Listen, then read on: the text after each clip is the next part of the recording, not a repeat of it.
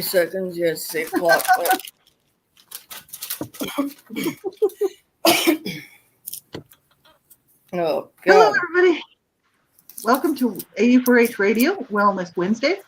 And as promised, we're going to be doing a monthly one show on the second Wednesday of every month, Wellness Wednesday show. And we could be talking about any number of topics. Tonight's topic is to do with basically because of COVID-19 and the issues that so many people face worldwide. We've all just come through a horrible situation. We're still in it. It doesn't look like there's much hope. So we thought we'd talk tonight about sort of what people can experience in that, even for myself, anxiety, some depression, things like that.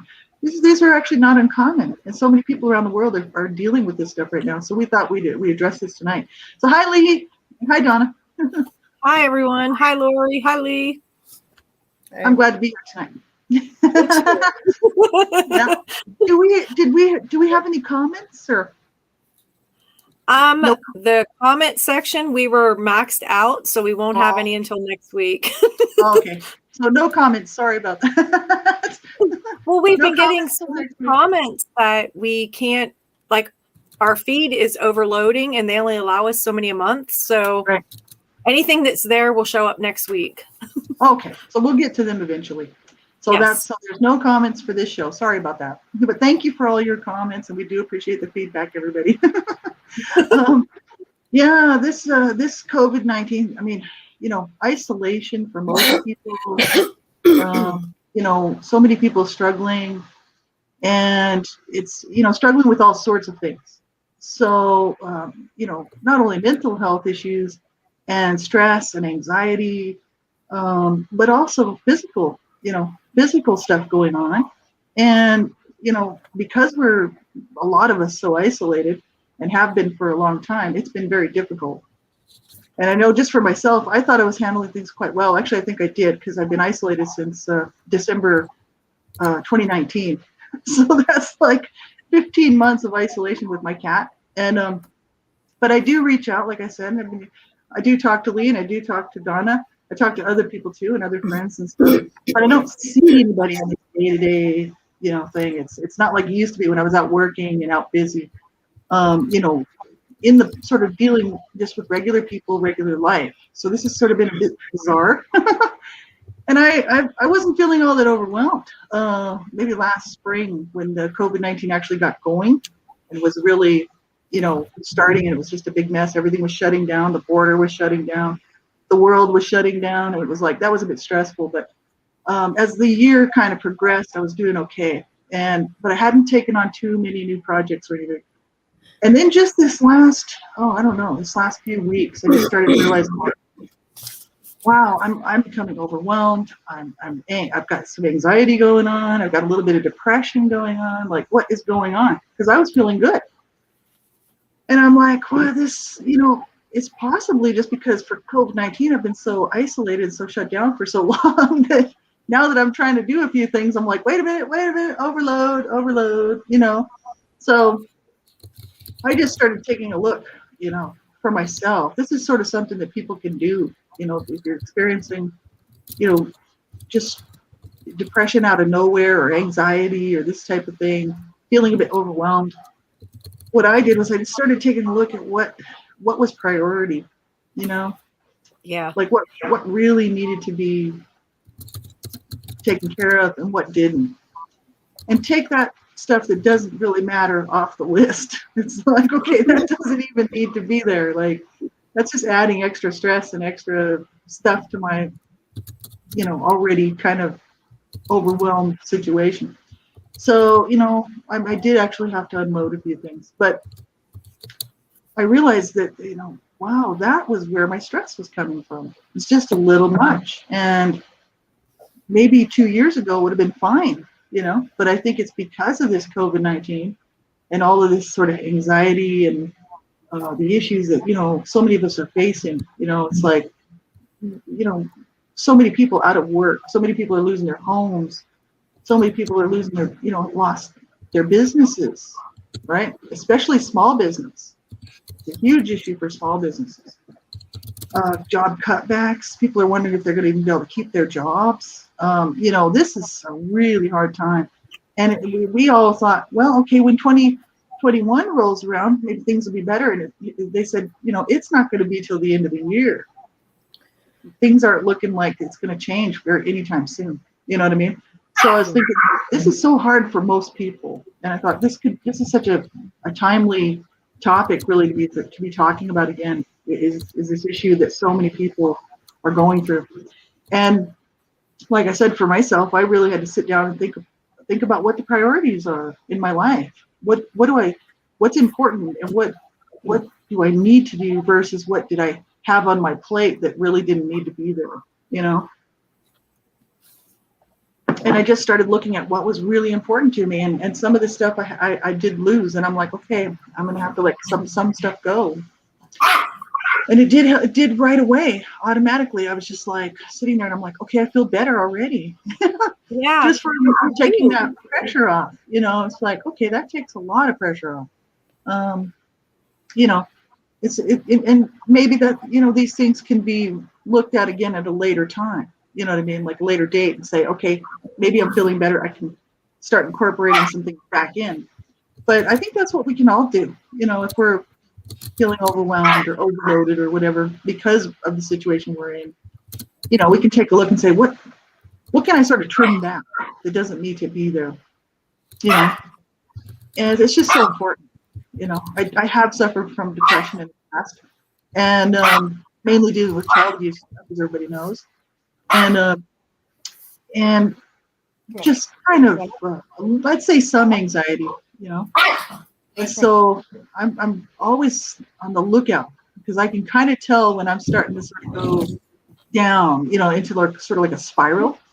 Yeah. And I'll start to notice the signs, and I'm like, okay, I'm spending a lot of time wanting to sleep, and I just want to, and now I don't want to do anything. It's kind of like, okay, my interest levels go down, even in stuff that I really enjoy doing. Oh, look who it is! Someone was a little bastard. Insisting on being picked up to say hello to everybody. So, hello, yeah. Mascot. The happy boy. A happy He boy is now. so cute. Yeah, all of our little buddies. He has to be part of the show. He does. I'm surprised my cat's not here. She's sleeping. This is what gets me through. He gets me through. Having an animal, I'll tell you. Yeah. Absolutely. One who breaks out in random grins too. He's the cutest. Famous Prince. Yeah. Yeah, he's cute. He's so cute. Animals are a blessing. They're a blessing. Yes. Absolutely. So important. He's adorable and he knows it. Without my cat, I would have been. Uses it to his advantage. Mm-hmm. Oh, yeah. I'm the same, Laurie. Without my animals, I would have been lost. Yeah, it's important, to have that special, relationship, right, with your pets. Like, I mean, they they just love you unconditionally. They can't do anything for you, but they count on us. We count on them. I think it's wonderful. And I would have been very lonely without my cat. Let me tell you. She does her own thing. She's kind of a loner, like I said before. But she's a loner. I'm a loner. But the thing is she's she'll pop around once in a while, and I'll be working on something here on the computer or whatever, and she'll just come say hi, and it's just so nice. I wish she'd come sit with me like Otis does. Look how cute he is. Just sitting there. He is so cute. Well, he's half on the table and half on my lap, and I'm holding him. Loves it. Yeah, well, he's like, hey. This is not the best chair for him sitting on my lap. No, it isn't. Look at him. Oh, kisses. Oh, he's so cute. Yeah. But yeah, I was just thinking about that, and I thought, I was actually in a little bit of a funk there, and I thought, what am I? Yeah, I know how to recognize signs of depression because I deal with it, and I'm like, okay, I just need to start doing something, whatever it is, doesn't matter. Get up, jump in the shower, have some breakfast, get get the trash ready to go out. This kind of stuff. It's like one step leads to another, but it's Yes, it initiative. does. Yeah, but it's getting yourself to do that one thing. You know what I mean? And it's like for me, so I don't necessarily drop down into a depression very often. This is not something that happens to me all the time. But I know enough to recognize the signs, because if I'm like, okay, I just can't get motivated to even get out of bed, it's like, okay, something's wrong, because I'm usually up 5 o'clock in the morning. I'm like, if I'm just want to sleep all the time, I'm like, okay, I know something's wrong, because I'm usually pretty busy. So I could tell. I was like, okay, something's going on. And, and it all stemmed from this guy treating me really crappy, right? This total stranger being rude. And I didn't realize how overloaded I really was until that happened. You know what I mean? Sometimes you don't. You don't. Yeah. You get so busy going through life and what you do. And I know myself, I get so involved in certain things. And it's like, I feel like I need to do them. But since COVID, I think everybody's just kind of like, nobody really wants to do anything. You can't really get out. You can't see family or friends, and it's tough. It's really tough. And sometimes, like, if you're overloaded, it's hard to cope. I know in myself, there's different things that I cut back on because I didn't have the time. And I'll be honest, sometimes you feel like you're overloaded, you are overworked, and it's just like, I need a break. And if I don't have a break, you're going to snap or, it's like, I got to cut out things that's not important and, focus on myself a little bit more, start doing things like I used to before COVID. Yeah. It doesn't have to be anything big. It can be the smallest of things, and it can be simply, speaking for myself, sometimes it's a perception of what somebody said or, or did. And I find myself in a funk for 3, 4, 5 days and, sometimes a week, but in order to finally come back out of it, I don't go all the way down, but it's like, get quiet, withdraw. It happens, and sometimes it doesn't take much, and it comes totally unexpected, from places that we just don't expect. Yeah. Well, It's hard with COVID, and although some places are starting to open back up, and some things, some restaurants are having indoor dining and all of that, but it's still. It's still not back to normal, and I don't think we'll ever get back to the way we were. It's going to be a different kind of normal. It'll be a new normal. Yes. We'll get there. It's just going to take a little bit longer than some people realize, And the isolation you were talking about, Laurie, is, well, for the deaf community, it's really, really difficult. Yes. Because we tend to stay isolated. A lot of us stay kind of hidden in our own little world, in our own areas, but, come together for monthly functions, once a month. And, it's people will come from, 2 towns over to one area. I mean, they'll gather from all over and spend the day together or spend hours and hours just catching up and just sharing and enjoying coffee and having a good time. So this year has been exceptionally difficult because we haven't been able to meet at all. Not only have we not gone back to church, it's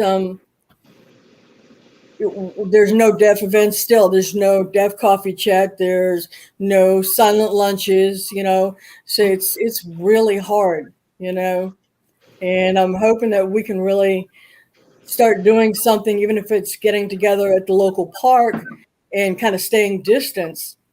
I mean, and that's one good thing about sign language is that, your sign language, you can sign through windows, you can sign through, you can sign across rooms.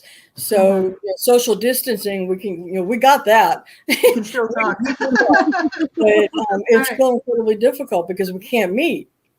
Yeah. And that's really hard. I think that's one of the hardest things for me. It is. Can't really go out except to appointments and to go get food. And right now, I'm a bit more isolated. I can't drive at the moment because 1 weekend, tomorrow I go for the 1 week post-op check. I had cataract surgery on my left eye last week, as you two know, but it doesn't come clear. It doesn't, get really good vision just yet. It takes several days. So, and I'll have, after tomorrow, there'll be a 1 month checkup, and I'm not sure exactly when we're going to do the other eye, but we will. So not being able to drive myself anywhere, that puts me in even more isolation. Yes. But like I said, if it wasn't for being blessed and being owned, I don't own a dog. I am owned. He owns you. I am proudly owned by this amazing boy. So that's an incredible blessing for me. So excuse me. Oh, He's adorable. all right. He is so cute. He may be little, but he gets heavy when Otis. you're holding him for an hour. No, but it's hard, He's cute. and I don't know when we'll get going like we would like to. I know, and this is the thing. Like, it's so. I think for a lot of people, it's been an incredible nightmare. Yes. This COVID-19. For some people, their lives didn't change all that much, but for others, it's just meant nothing but hardship. And, just with the people that are grieving the lost loved ones that have died from COVID-19 alone, not being able to go and be part of their, just to see them while they were sick, or to be able to see them, when they're dying, sort of things. But these people died alone. The heart from all of that is incredible. And but that's kind of like the worst of it. But the thing is, there's people losing so much, like losing their homes, they've already lost their jobs, and trying to get another one's is not easy, right? So, we just have to keep holding on. That's all we have to do, And it's life before COVID. I miss going out. I miss seeing my family and my friends, and I miss being busy. I like doing things. I like to go. I like to travel. I love being outdoors, and not being able to do that. That's hard. When COVID first broke out, it was like 3 months. I didn't see my children, my grandchildren, my parents. And then as it got worse, it was like it went longer. And I believe it was actually like 6 months that went by before I actually saw my mom and dad. And that, that's tough. That's very hard. See, this is the thing. It's very, very hard, especially for family members who are used to that contact. Well, we're very tight, close knit. We're tight, and we have dinner together every other Sunday. We do holidays. We go on vacation. We did everything together. And to actually take in for the last 14 months, barely see each other, that's tough. And then my daughter's pregnant, and she cannot be around anybody because her getting it puts the baby at risk. Right. We really can't do that. So like we take extra measures just to keep her safe. And it's just, it's so tough. And they don't even know what the results are. If a woman that is pregnant, gets the virus, what's going to happen to the unborn child. And that's my biggest fear. So, the big thing with us right now is to keep her safe, but it's hard. It's hard not seeing family and friends and going out and doing all the things that you love. That's really tough, but I did cut back on some things that I was doing to make some time for myself, because I took so much time away from me and I was focusing on other things, trying to make myself busy so that I didn't go insane, so to speak. But I cut back, and I thought, I got to make myself a priority. I can't keep trying to make myself so busy so I don't go crazy during this isolation period. So I just decided I cut back on a lot of things, and I started doing little things for myself again. And so far it's working, and I try to keep in touch with you and Lee every day. And that's a big thing for me, is just having people to talk with, laugh with, joke with. You don't know, like, you could be having the worst day ever, but you get on the phone, or we video chat so we can see each other. And, you can be having the most horrible day and just a few kind words or a few jokes, or before we got on live, we were laughing, and I always am crazy before we get started, but it makes you feel good, and it builds you up, and it's such a good feeling. So, it's important. Self-care is critical. Yeah. It's absolutely critical to, not burning out. And, we're so busy doing that we forget to take care of ourselves in the process. And self-care is something that, we have to, stop and remember. For me, self-care, it's different for each, for everybody. So what I do, for self-care for me is sometimes it's just shutting down all the electronics and just, sitting in the silence, or just being able to go outside and just enjoying the fresh air and the sunshine, sitting outside, sitting out front with Otis, with my dog. Sometimes it's a cup of tea with honey. I love herbal teas. I do Yogi brands and Tazo, Tazo, and then the Yogi ones. I love the Yogi ones best. But some people, may like scented candles. For me, I also like white sage, which I burn when I'm meditating or studying. But also if I'm super, super stressed, I'll light up some white sage and just the aroma, it grounds me, It's different for each one of us, if you don't have a self-care routine, or just start with writing a small list. Write down some things that you enjoy, that bring you happiness, that kind of de-stress you, And sometimes in families, like my mom she gave birth to 6 of us, living kids, and sometimes self-care for her was, it's like you lock yourself in the bathroom and you have a little me time, just to, take a shower, or just go in there, shut the door, lock the door, shave your legs, or just sometimes just go in there, sit and just breathe. When you're a parent, it's definitely not easy. And I know my son and his girlfriend, and with my 3 youngest grandkids up in Iowa, it's me time and self-care doesn't, that's hard to come by, but you got to take it. You absolutely have to take it. And even if it's only for 5 minutes, 15 minutes, you're worth it. We're all worth it. And, whoever's watching out there, you are worth taking the time to refill your own cup. Right. Think of it, you can't pour from an empty cup. If you're empty, you've got nothing to give. So take care of yourself. Please take care of yourself. I know before, I have to remember this, and I've got a tattoo. The latest one I got, which is over a year ago, and I got this. If you can see that, it's the semicolon. And if you're not familiar, it's the semicolon project. For those who have been affected by suicide, whether in your own life personally or a loved one. For me, it takes me back to when I was 14 and wanted to take my own life, and realized, it's like I was blessed at 18 with the pregnancy of my son, and he was born at 19. So, that went there. But this reminds me that my story is not over. There's still a lot of chapters to be written and to There's be a semicolon in there. So I'm trying to live my best life and, kind of support and encourage others in the process. That's right. So we all are. The 3 of us are. It's like we're here. We're here for you guys out there.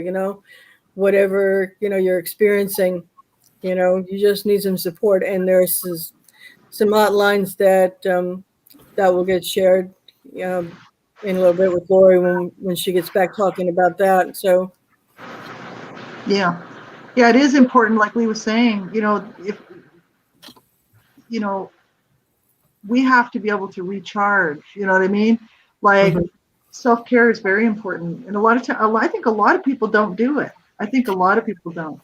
Have you ever felt guilty though, like because you think there's something else I could be doing, and I'm taking all this time for myself? And I know when I had my kids at home, and that was one of the biggest things with me. It was like, I'm taking all this time to go have my nails or my toes done, or, like I'm doing all these special things to make myself feel good because I'm that girl that goes once a month and has my hair done. And, like I had like a routine down, and there was times I actually felt guilty. Like, why am I spending all this time on myself when I could be doing something for my children, or my spouse? And there was times I actually felt guilty, but then I had a friend of mine tell me once that, you can't take care of anybody else if you can't take care of yourself, and it made sense, and I made the time, but sometimes I felt guilty because it's like, I could have taken him to baseball practice or her to basketball practice, or I could have made my spouse that extra special dinner tonight, but I didn't. It was like, I went and had my hair and nails done.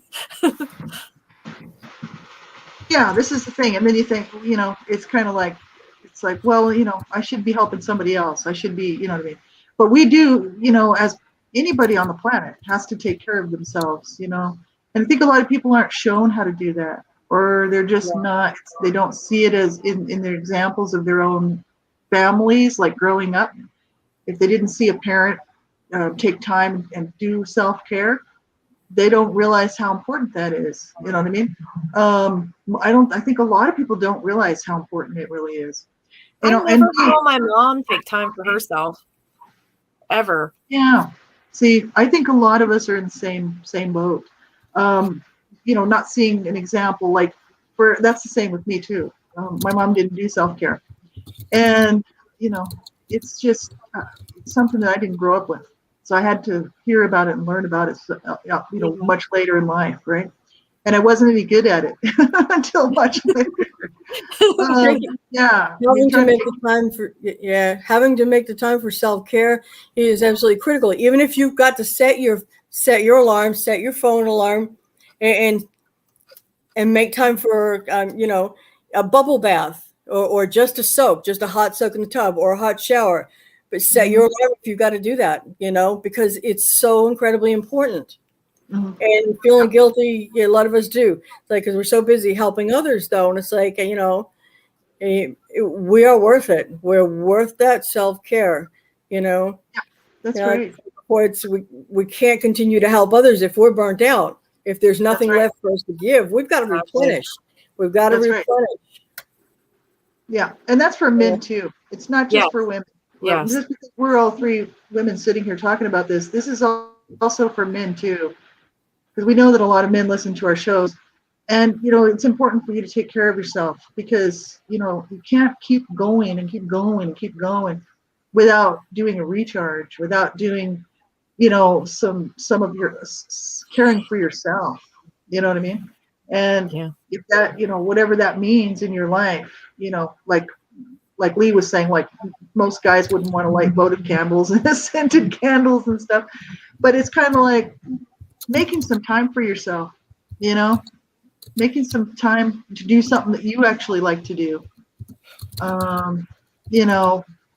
Like you said, making a list of what's priority, what's not, what can wait, what needs to be done now, and then don't worry about the stuff that can wait. That's adding extra pressure. It's just adding to the stress levels. It's like, why am I even looking at this? You know what I mean? Like, I just need to be looking at what's priority, what's really needs to be taken care of, like today, or that I need to work on taking care of now, for this period of time to get whatever done. Sometimes I have these lists going and they're just massive, and I've got so much stuff on there, and I'm like, normally it wouldn't bother me, but just feeling overwhelmed at that point, I was like, why do I have all of this stuff on here? Yeah. Most of this stuff is not priority. I only have a very short bit of priority stuff. The rest was all added. I put it on there myself, I did it to myself. So I'm kind of like, sometimes okay, I have this thing, like I used to always have to feel like I was busy or I was doing something. And the more busier I was, the better it was, because it made me happy. And one thing I can say, between my accident 4 years ago and then COVID, I've learned to settle down. I learned what's important. I learned to take time for myself. It's hard. I mean, it's really hard when you're used to, being very active, which all of us were, but you need to take time for yourself. I know we used to go on day trips, and we would do like a mini trip throughout the day. We would go somewhere special. We go for a walk in the woods, or we would take photographs, or we went to the Kenzu Bridge one day. I wanted to see that so bad, and I was scared to death to walk out on it, but I made myself do it because I wasn't going to go there and then not do it. But we used to do things like that. And since COVID, we tried, but we couldn't do as much as we once did. And I really can't wait to get my life back to be able to get out and do things again. Yeah, like that's just it. I mean, I was used to working. I used to always work full-time, always full-time. Then the last few years, I was having a hard time finding a full-time job. I wanted a full-time job, but I was only getting part-time. But I was happy to have part-time because it was, at least I wasn't homeless. Yeah. So I'm kind of like, That's not good. I'll just have to take what I can get, right? So because I am getting older, it's harder to find and keep a job when you get older, unless you're management, And so it's like, it's been tough. It's been extremely hard. I've been used to being just going all the time. And then all of a sudden just come to the standstill. I remember last spring sitting around talking, because I was volunteering with another group at that time with NASCA. And we were talking about the beginning part of COVID and how it was stressing so many people out, right? And I was saying, this is going to be hard on a lot of people. It's certainly hard on me. I had to I went from being really busy all of a sudden to putting on the brakes and being completely isolated. And it was like, what a shock, But I sort of got used to that over the year, so as the year progressed last year, all the way through to the winter, and to now, I thought I was handling things quite well. I'm like, hey, haven't had any major depression going on, not too much anxiety, feeling pretty good, it's been a little stressful just because I never, I can't find a job and I just never know if I'm going to be homeless or not. But I keep, like everybody knows, I'm a Christian. I just keep praying and I'm like, okay. And it'll be okay. Keep telling myself, it'll be okay. It'll be okay. God is good. And I hit this one place, just a few weeks ago where I was like, wait a minute. I'm not okay. Things are not okay. Obviously. I need to address something in my life. I knew at that point, I was like, something isn't right. I started to feel a lot of anxiety and a lot of depression coming on. And I'm like, something triggered that. For sure. And I thought, I really need to reassess what I'm doing. You know what I mean? I do need to, even though I'm on my own, I have all day to do self-care if I want to. You know what I'm saying? It's just me and the cat. You know what I mean? It's like, I've got all day to do self-care. But the thing is I a lot of times don't think about it, and that's where the issue is. If we don't think about it and we don't actually, make a plan for self-care, it doesn't happen.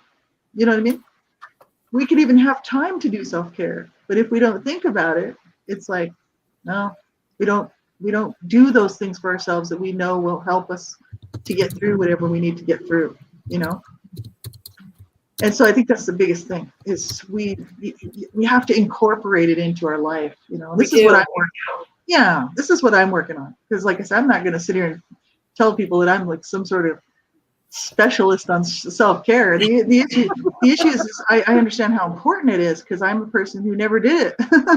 And now I'm having to work it into my life. And I'm like, okay, I can do this. I can do this. You know what I mean? And you can find all kinds of information out there about self-care, for men and women, there's just tons and tons of good info out there for people. There is.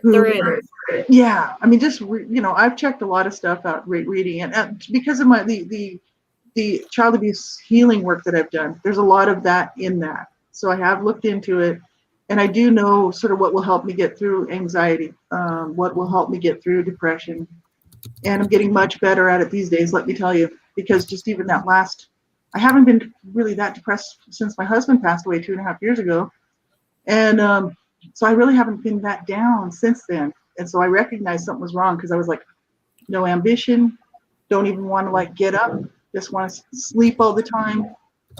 It's like, okay, wait a minute, light bulb went on. I'm like, that's depression. Okay. I need to deal with something here. What's causing me to feel this way? And also, is it circumstantial stuff, or is it something else? So I started to take a look at what was on my plate and why I was feeling so down and why I was feeling so anxious and so overwhelmed. And I thought, I'm not really doing any kind of self-care. It's all about trying to do as much as I can to help and to be involved in things. And it's kind of like, wait a minute, you got all day to do self-care, So I trimmed back a few things, like I said, and there's no shame in that. No, there's not. I don't feel bad about it at all, because I can't help somebody if I can't help myself. You know what I'm saying? How can a person help somebody if they aren't even willing to help themselves? Like, seriously, you have to be like Lee was saying, you have to be able to, if the well is dry, where's that water going to come from? Exactly. You know what I mean? We need to be able to, we've got to seriously deal with our own stuff, you know what I mean? Before we can really help somebody else. Yes. I know when the salons were all closed and everything, I would take and I would get all my things out and I would have a spa day at home because, like I said, I was in the habit of, I have, my children are grown. I have grandchildren, but they're in school. And even though they weren't in school, they were still doing remote learning. So I just started doing like self-care days, spa days at home. And I would take my time. I would do everything. And I can actually say that here, probably a month ago, I let my husband cut 10 inches off my hair. I was scared to death. He wanted to pull it in a ponytail and cut it. And I'm like, no, you can't do that. And I'm there trying to tell him how to do it. But I can say he did a really good job. But it's really important that you just take that time and, you relax. And like I said, I know when everything was closed and everything, I did. I thought, these are things that I like to do. These are things that make me feel good and they make me relax and feel comfortable. But also, when it first started, it was near springtime and I was able to get out. And you know how I love to take photographs. And I was just doing like small walks. I was taking photographs of every and anything I could find. And I really kept busy. And it made me feel good. It just made me feel good. Like I was spending time taking care of myself, but also I was getting out, walking and enjoying the outdoors. Now, since winter has been here and it's cold, I can't get out because of my low back and my shoulder. But, it's harder now, actually, and it's like I still try to take that thing, but I can't wait for weather to break just to get back outside because I miss being outside. That absolutely. Like, this is the thing. And the winter's up here too. Like, it's pretty brutal. And of course, this winter hasn't been too bad compared to other winters. But, normally it's like minus 35 Celsius with snow blowing, and even like right now, but normally right now it's like, it's nice out. It's beautiful out there. Like, we have really different winter this winter. But yeah, getting out, getting some fresh air. That's what I've had friends of mine would tell me. Kate Mitchell, Kate. Yes, I love Kate. She's a sweetheart. Everything is different. She is. She's really sweet. Different. We're just part way into 2021, but everything's been different since COVID hit, sent everything sideways. And right now it's like, I miss the outdoors too, which is why, when I can, I'll sit out front, but we've had a high pollen count, which one not only kicks my sinuses into like super high gear, but like we had the eye operated on here just a week ago. So I've got to be careful that, I don't go out there, and it's been raining for the last few days. So I'm kind of stuck inside for a little bit, but it's important. And, the photography, like Donna is like, I love photography. I had someone laugh at me once and go, you take pictures of random stuff, don't you? I'm like, yeah. But I've always loved it, even as a kid. So, but sometimes I'll see the squirrels and the trees out back from the back door or the kitchen window, or the birds when they start coming out, when they're coming out to eat and do whatever, so I taking 5 minutes, just to watch them, it lightens my day, it lightens my heart, makes me feel good, and then I can keep on going. That's just one of the few things. I've got a Conair foot bath, which is like, those things are awesome. It Oh is. my goodness, those things are awesome. That's something I need to do more often again. And before COVID, I was doing, I started having, massages down at my chiropractor's office, which obviously, I haven't had in a year and a half now. So that's something I really enjoy. But what I can do for myself is something called reflexology. When I massage my hands, okay, but my feet are a big thing. And there are so many pressure points on our body that correspond to other areas in our body. And I've learned quite a bit. I've got a couple of really good books that were my mom's, and I inherited those a while back. But I do a lot of work on my feet. I'll sit on the love seat or whatever, and I just pull up a foot into the lap and start, massaging away with a little bit of oil or just a little bit of Aveeno, skincare lotion. And I just keep massaging. And then you massage each toe and all the points on the toes. And then you work on the other foot because it's all about balance. You've got to do have balance. your body. But that's also very relaxing for me. I was doing that. That's kind of my spa day, with doing the feet and the Conair foot bath. It's important, if you don't remember, you don't prioritize it, you don't put it down, you don't set an alarm to remember, hey, or block yourself out, a 15-minute, 30, an hour block of time that is strictly yours. Shut off the electronics, even if you got to carry your phone with you, for any emergencies, or you might have a good picture of something, you want to have your camera there to snap a picture. I see birds that are sitting outside the local pharmacy downtown, and they sit on top of their mailbox, so I catch little sparrows there, and I've got some good shots. But put it on do not disturb. I found the do not disturb button a while back, and I love it. Put it on do not disturb for that time, and do your self-care. Do yourself a favor, it's so important, and the walk, I'll get back there again, but because I love to walk at the local park, there's ducks, and, I'd go feed the ducks, but right now that's kind of that's on hold until I do some healing first and have the surgery. But again, that's hard. It's hard, and thinking of, what was I thinking of? Oh, sorry, I had a couple of keywords. I was going to talk about, self-care can also mean, there's a lot of pressure, both from, peer pressure for kids, even pressure from adults who are adults, but especially from society on, perfectionism, on, how you look and how much you weigh, and, what I really like to see, and what I'm seeing a lot more of, are the body positive models that are out there, or just regular gals, regular people. They're just sharing on whether Instagram, and on Twitter, but more on Instagram, I think, and sharing body positive posts and encouraging others. It's like, hey, this is me, this is my body. It's like, you don't have to like it, but I love myself.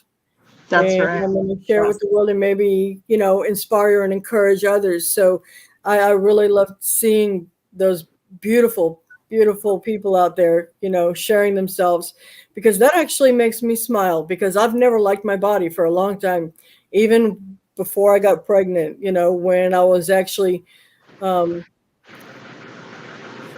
I guess you say, or, when we have kids, parts of our body just never go back the same. But I've struggled with weight all my life, even as a kid. So I'm always self-conscious of that. But you know what? It's about loving myself and not caring as much anymore about what other people think. I still have my moments, We all do, though. Getting used to this format where being on video has been she's a bit of a challenge for me, but You're I'm good beautiful. with it. I'm good with it. This is me. Sorry, You don't like Laurie. it, you can keep scrolling. You can go watch something else. We're all beautiful. We're all beautiful. That's right. So love yourself. You are too. And this is the thing. I was talking about this on my show, my own One Child Abuse Survivor to Another. It was one of the ones that I just previously did maybe a couple weeks ago. And I was just talking about the fact that truly, at the end of the day, we're not going to please everybody. We're really not. And most people never aren't can. really We never will. No. I want to jump in with something real quick because if I don't, it's gonna poof. I mean, give me 30 seconds and poof, it's gone like the weekend. I get it. I mentioned body positive, beautiful people out there. That doesn't strictly do with women. I'm talking guys too. There are guys out there who have body issues, or have. It's like, oh, I don't like the way I look, or, society says I need to look, big buffed up, got the 6-pack, look at my guns, baby. But yeah, really, it's like I pump the iron, but there are a lot of guys out there sharing themselves too and say, hey, this is me, like it or don't. And so I really, I wanted to make sure that I mentioned, the guys too, because that's really important. Yes, it is. And thank you to all you beautiful people out there sharing your stories, sharing your life, and inspiring others, myself included. That's exactly right. Yeah, because true enough, that's what I was talking about on my show. I was like, at the end of the day, you have to be okay with yourself. You do. Who really cares or gives a rat's, beep about what anybody else thinks? You know what I mean? Laurie, me. I'm a tall girl. You know me. I'm a tall girl. I'm 5'8", and at my lowest weight, I was between 125 and 130, and I had someone tell me I'm fat, and it's like seriously. And then I had someone tell me, I was too big. And I will say, since COVID, I'm just a little bit heavier than that, a little bit. But it's like, to me, I'm the same person I was, whether I'm 5 or 10 pounds heavier or 5 or 10 pounds lighter. So I don't understand what the big deal is. And let's be real honest. I've had my picture taken, and so have the two of you, for different ads, different campaigns, different this, different that. By the time that they're done photoshopping you and making you up, you don't even look, you cannot even come close to what you look like on that picture, that magazine, that article. It's impossible. I'm on Instagram and I see all these people on there, and they're perfect skin, perfect hair, perfect. Nobody is perfect. And if you've seen these people without all the makeup and without all the photoshopping, they don't look any better than you do. I do. Lee does. So no one is perfect. It's hard. It is so hard to accept yourself sometimes, and for me, it's like, yeah, definitely. It was so hard to accept myself as I am. I love everybody else as they are. It's like, why can't you love me the way I am? Myself before, it's like, why can't I accept myself for who I am? For what I look like, for the body I'm in. We were all created by love, with love, to love and be loved. Yes. We were. Yeah. But it's hard. It is hard to accept yourself sometimes, depending on what, things that are going on around you. If you've been struggling with weight, whether you've been struggling with, being heavy, or you're struggling with being super thin and not being able to gain weight. There's always going to be something, I think, that we don't like about ourselves, but yeah, I had to have a long talk with myself, like at one point. It's like, because I just didn't, I'm thinking that, with the fibromyalgia and TMJ, I've got, this is not out so bad today, but there are times when it's out, we're talking, I feel like a chipmunk. So I'm really, really self-conscious of that. And that was a problem that I was struggling with when we first started doing the StreamYard and being actually on video. I know, and it's I've come to an okay place without saying, hey, you know what, it is what it is. It is. You're beautiful with a puffy cheek or without it. We love you. Right. That's exactly right. I've got a dented head, so what am I going to do? I can't really fix it. We all have issues and catch problems. an angle, and I've got all these like dents and bumps, and it's like I can't really do anything about that. And you know what? I'm okay with that because I love myself. And this is the issue. A lot of depression and a lot of anxiety and a lot of this whole feeling of just I'm overwhelmed. Puts that on you. Society puts it on you because everything that you see on TV looks one way. Everything you pick up a magazine. I was on Instagram the other day, and I do physical therapy, and I'm in the pool, and my sister took a picture of me, and and she's like, "Oh, you should put that on Instagram." And I'm like, "Are you kidding me?" I said, "You should see the people what they put on Instagram. No way, And I'm like, they're over there looking perfect, and I mean, they got the perfect hair, the perfect top, the perfect bottom, and I'm just over here looking like this. And she's like, "Well, I think you look pretty damn good just the way you are," But it's like I get it. And sometimes even myself, I get kind of self-conscious. I think, holy man, that is an impossible look to achieve. I don't care who you are. When I was working out every day, exercising in the gym, it was like, I could be really happy with what I am, but no one's ever perfect like they show you or they want you to think people are.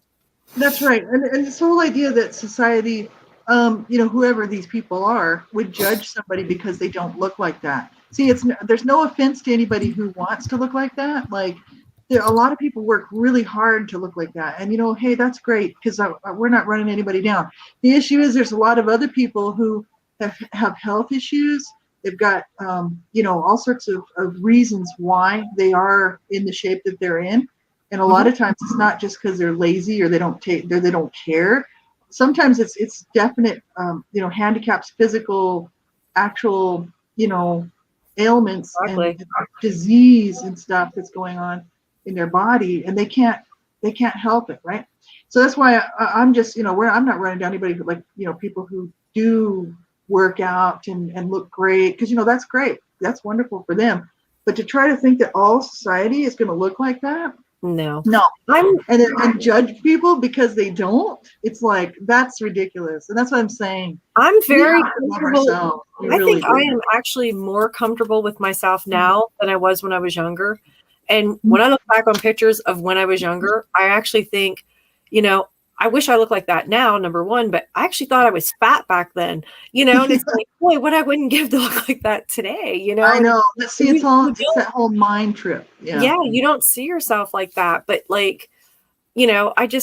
I'm very comfortable. I've always been very comfortable though, like I said, but I do have to laugh because it's like, boy, I wish I looked like that now because I have put on a few pounds and hey, I'm 51 years old. I mean, I'm not going to look 29 forever, but it's just, we all change, and you have to be comfortable with who you are. And I'm very comfortable with who I am these days.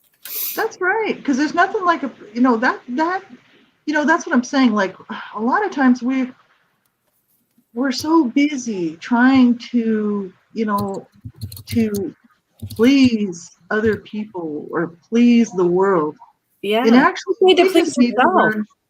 we need to care about ourselves, and we need to learn to love ourselves and take care of ourselves and not worry about what anybody else is thinking. Who cares what they think? That's the issue.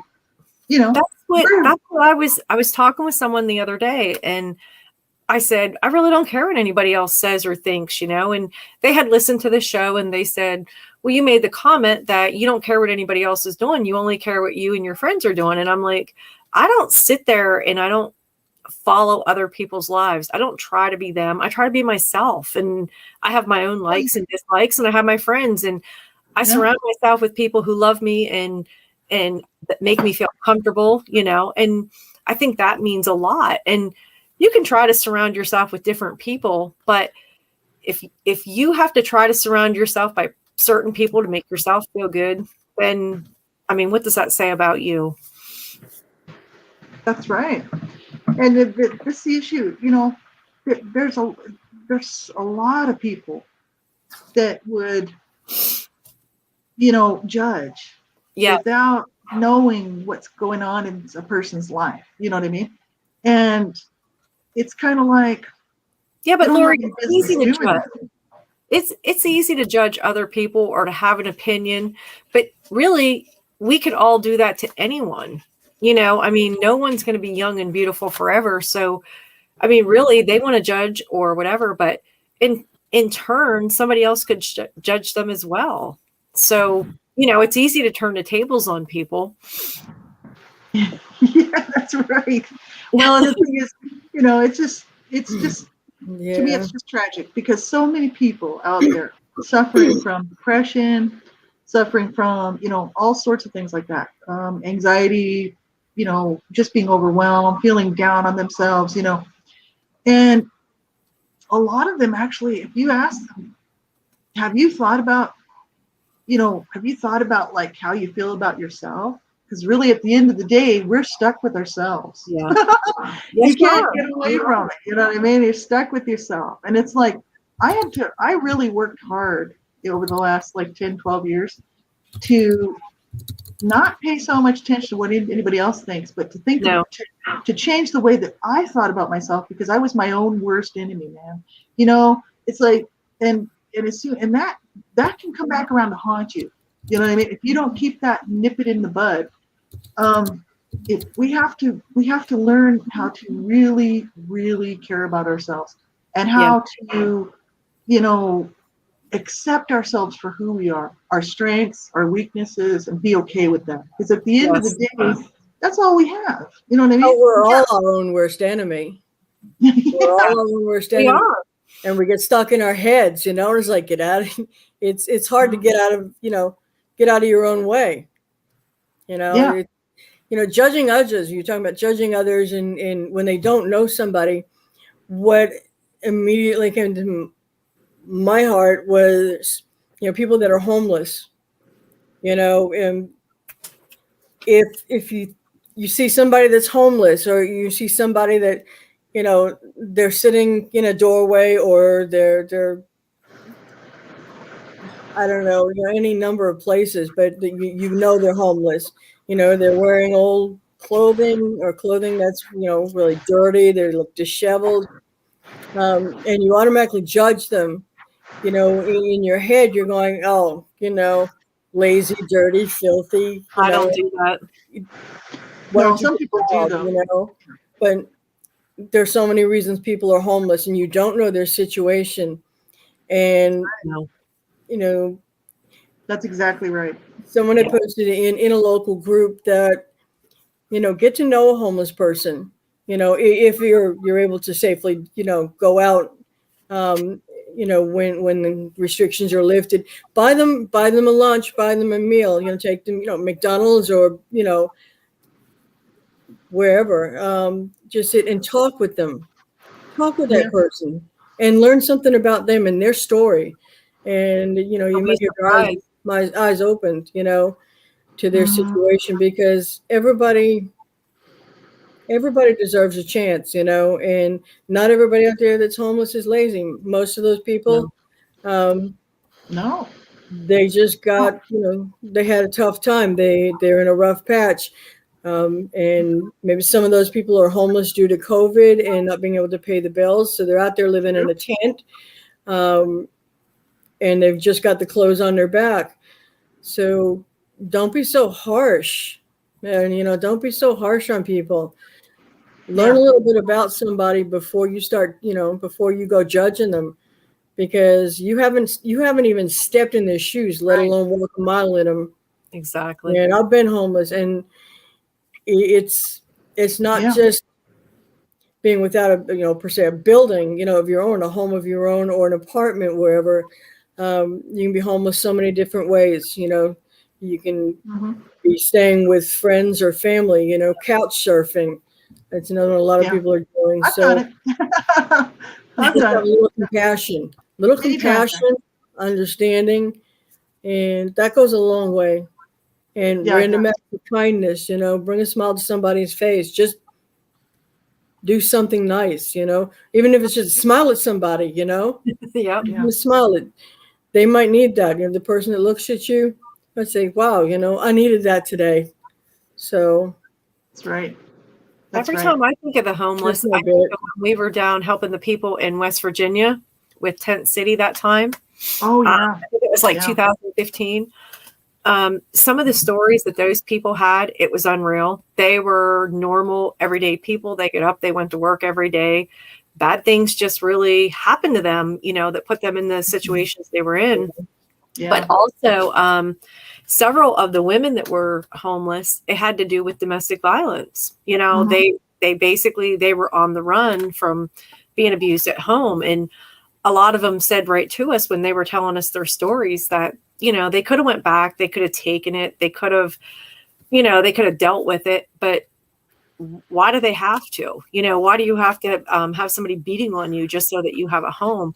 And it really made me think back to Kay's story. If you remember, I did the feature story on Kay that time. She told her story, and I went in and I wrote, basically, she was being abused at home, and she had a choice: either you stay and take it or get out.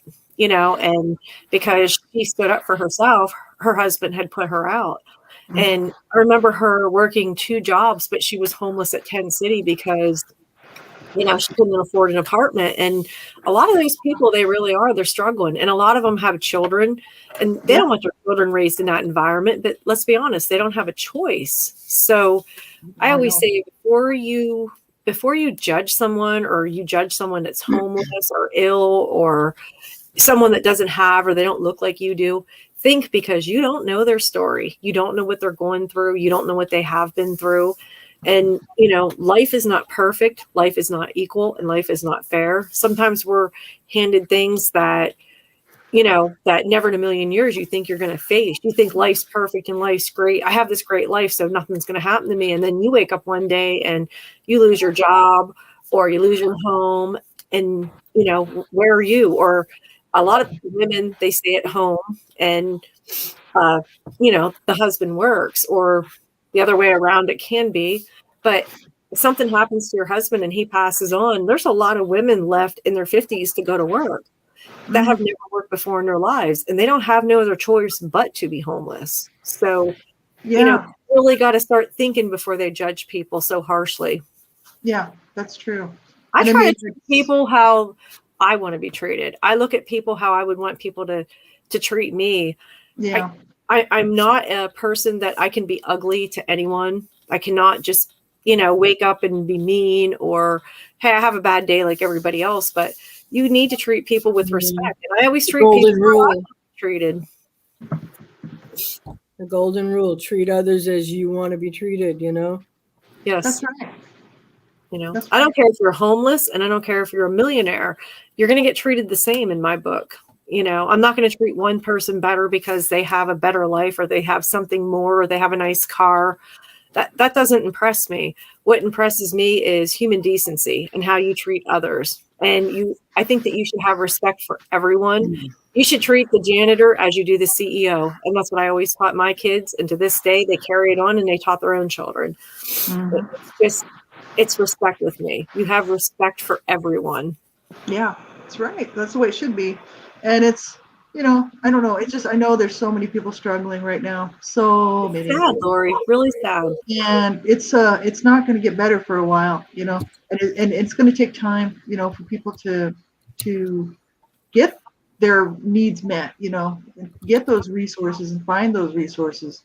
And, you can check our website out. We have a great website, and we have a resource list. Just go to AU4H, the number 4H.weebly.com, and you'll see up on the top there's some drop-down menus. And just go to the, there's a couple different places, but if you go to the More section, there's a whole resource list there. All sorts of resources that you can go through and check out. And we also have, one of them, it actually is listed there, it's a resource Lulu page where you can get these free resources from us. These are all educational, Fair Use Act ebooks. And this is all sorts of good information here. And we're talking about suicide prevention. We're talking about rape support, missing children, family abduction, domestic violence, child sexual exploitation, bullying, childhood sexual abuse, and it just goes on and on and on. We're talking about how to, reporting child abuse, post-traumatic stress disorder, and all sorts of good stuff there. And you can download those. They're free to the public and for educational purposes only. But, that's just another resource from us that you can get for free, Yeah. And like if you're struggling and, you just need some help in your area, you can contact us and we'll help you try to find those resources, right? And because that's what we do at Advocates United for Humanity. We're here to be a resource for people, right? Yes, And we have just an incredible, a lot of team, an incredible volunteer system. If you, contact us, they will find out the resources in your state, your county, your community, and they'll help you any way they can. We do a lot of placement. We do a lot of finding people places to stay, relocating them to domestic violence shelters, homeless shelters. We make sure that people get a meal. And like I said, this is all done within the community where they reside. They just have to visit the website and, contact us, AU4H at yahoo.com. And like I said, we have a great support system, a great team, and they will assist you. That's right. And for anybody who's struggling out there, I had suicidal ideation my whole life until the age of 42, and all dealing because of the abusive environment I was brought up in and the abuse that I suffered as a child. And let me tell you, if you're struggling and you just don't know what you're going to do, you have to stick this out. Do not do this. You know what I mean? Like, I'm so glad that I stuck it out. I really am. I'm glad to be here. And, We're glad you're here. I'm serious. Like, I'm glad to be here. And I've had so many, when I started reaching out, all these hands started coming back to me, pulling me along. And they were like, you can do this. You can do this. And I was like, thank God. You know what I mean? Because that was such a horrible place to be. It really was. And I wasn't one of these people that would tell people that I was going to commit suicide. I wouldn't tell anybody. And it was a serious issue because I had year after year made so many plans that, I would just hold on with everything that I had. I was like, I just got to try to do this. And let me tell you, you do not deserve that. Nobody does. 2 of my brothers killed themselves, committed suicide. And I know so many other people's friends and people that I knew and worked with that have committed suicide. Do not do that. You need to talk to somebody. And I made a promise. I made a promise to myself because I count. I do matter. And so do you. And you need to make a promise to yourself. If you get down that far and you can't cope and you don't know what you're going to do, you're going to call a crisis line. You're going to call somebody because your life matters. It really does. It matters. It matters to us. It needs to matter to you. You know what I'm saying? So I'm going to give out the number here. This is the Suicide Prevention Lifeline, and this is the United States, but it's 1-800-273-8255. You can also chat with them online. If you're online and you want to just chat, you don't want to dial the number. But if you have a phone, it's 1-800-273-8255. Talk to someone now. You do matter. Yes. And, we have to start caring. Like, this was a show really about self-care and not allowing ourselves to just go into a pit of despair and not allowing that anxiety to take over and things that we can do. But you know what? You need to care about yourself. You really do. And that's what I was talking about on my show just a few weeks ago. It was like the biggest gift I ever gave to myself was learning how to love myself. It's like, oh yeah, I do count. I do matter. The world would tell me I don't matter. My parents told me I didn't matter. But you know what? I pulled myself out of that pit and I said, you know what? I do matter. And I've got lovely friends here sitting right next to me here on this live stream who told me that I do matter. We love you. I believe that. And I love you too. And and you matter too. So if you're listening to this on on the podcast, on the radio, or if you're watching us on the air here, on live stream, on YouTube or wherever, you know that we care. We wouldn't be sitting here doing this otherwise. We're not getting paid to do this. We take our own time to do this stuff because we really do care about people. And, we care about you. We really do. So if you're struggling, like I said, don't you ever give up. Don't you ever give up. Lee Roberts is sitting here tonight, and she's another one who pulled herself out of that pit and, who was going to take her life. And she's still here. And so am I. So we're here to tell you, and along with Donna, you count. You matter. You matter to us. You do matter. Everyone matters. That's right. So there's nothing too big that you can't get through. You can make it. I tell everybody it's getting through the next 5 minutes. I'm not worried about next week or tomorrow, or I'm worried about you getting through the next 5 minutes. And, we work on it 5 minutes at a time. And we've seen a lot of results. And, that's very important. Very, very important that people see that. But a lot of people, they find themselves in a bad place. They give up hope. And it's sad because there are really good people out here, like all of us, that would do anything to help them and get them in a good, safe place. And the hotline number, there are good people there. They're telling you what to do. They're trying to help you. Everyone goes above and beyond to, like I said, get that person through the next 5 minutes and then the next 5 minutes. And, a lot of people say, well, you always say the next 5 minutes. And it's like, if you can get through the next 5 minutes, you can get through anything. Yeah, that's right. Because I'm telling you, it's together. Yeah, that's right. See, and Donna's right, because it does get better, but it takes time. Everything takes time. So whatever you're going through, just remember with this COVID-19 thing. That is it. That's it. Yeah, you can get anything through anything together. Yes. Right. And for the three of us who are believers, it's with God we can do anything. Yes. I can do all things through Him who strengthens me. That's right. That's the scripture that comes to mind. You talked about before about surrounding yourself with good people. Surround yourself with positive people. Surround yourself with people who feed your soul, not tear you down. Yes, that's right. And it's not the number of friendships or people you have around you. It's the quality of those relationships. Say that every day. Really matter. I've got a very small circle, and is like quality is what's most important. I want some people who are going to support me, not just in my good days, when I'm nice, and, support me when I'm grumpy. I'm cranky. It's like, ooh, you're moody. I'm like,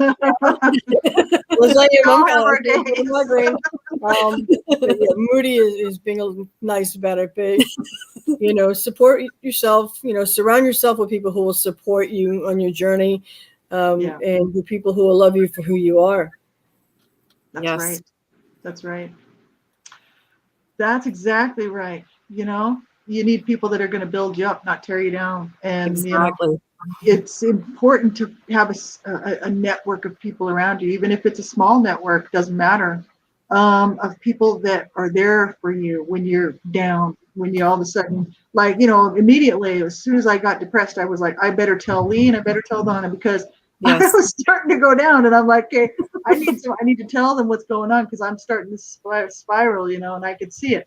So you need people like that in your life that you can call and you can say, hey, I just need somebody to talk to. You know what I mean? Because, I need to run this by somebody. I gotta talk to somebody. And if you don't have somebody like that, call one of those talk lines, because they're full of people that do care. And then if you just don't happen to like the person, call another one. Just don't give up. Don't give up. Not ever. No, it's so important, because we want you to come back and meet us here again. So that's right. Well, ladies, is that a wrap on the show for tonight? That's a wrap. That's a wrap. That's a wrap. That's a wrap. That's a wrap. Thank you for joining us. We will see you next week. That's right. That's right. And be sure and tune in, because we got a great show lined up for Monday. Yes, And we do. I'm excited. this is, it's going to be amazing, amazing, amazing. Missing Jessie Foster.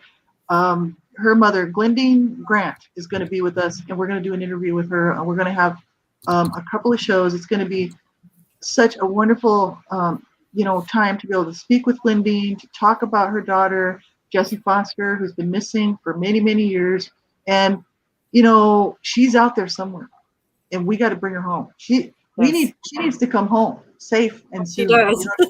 So, but I hope you'll join us for that. That's going to be Monday, it's a daytime interview, so it'll be taking place around noon, and I'll be posting that show and everything. So stay tuned for that, and otherwise we'll see you next week on Wednesday, and we'll just carry on. So that's it, ladies, and big heart. Have a wonderful Thanks for tuning in, everyone. Thanks for tuning in. We'll see y'all next time. Bye, everybody. Bye-bye.